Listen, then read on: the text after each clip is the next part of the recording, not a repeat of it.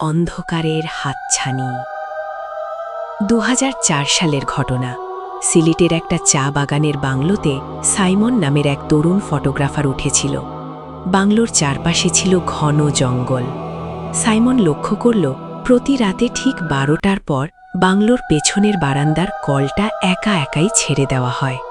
পানির শব্দ শুনে সে যখনই বাইরে যেত, দেখত কলটা বন্ধ, কিন্তু চারপাশটা ভেজা। এক রাতে সে ডিসাইড করল, এবার সে ক্যামেরা নিয়ে লুকিয়ে থাকবে। রাত ১২:১০ যখনই পানির শব্দ শুরু হলো, সাইমন ক্যামেরা তাক করে অন্ধকারের মধ্যে ফ্ল্যাশ চালিয়ে একটা ছবি তুলল। কিন্তু ফ্ল্যাশের আলো এসে যা দেখল, তাতে তার হাতের ক্যামেরা মাটিতে পড়ে গেল। কলের সামনে কোনো মানুষ ছিল না, বরং কুচকুচে কালো, বিশাল লম্বা একটা হাত মাটি থেকে উঠে এসে কলটা ছাড়ছিল। আর সেই হাতের আঙুলগুলো ছিল স্বাভাবিকের চেয়ে দ্বিগুণ লম্বা।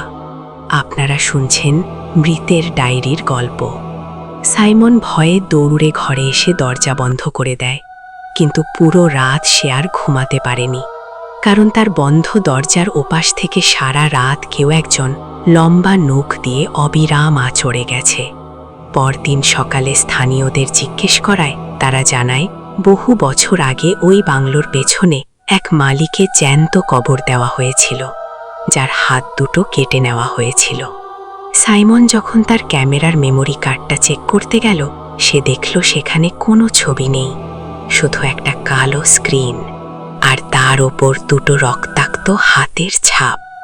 আজ রাতে যখন আপনার ঘরের সব আলো নিভে যাবে, তখন একটু কান পেতে শুনবেন। ঘরের কোনো কোণ থেকে ফিসফিসানি বা কোনো কিছু আঁচড়ানোর শব্দ আসছে না তো? যদি আসে, ভুলেও চোখ খুলবেন না, কারণ অন্ধকার কিন্তু আপনার জেগে ওঠার জন্যই অপেক্ষা করছে।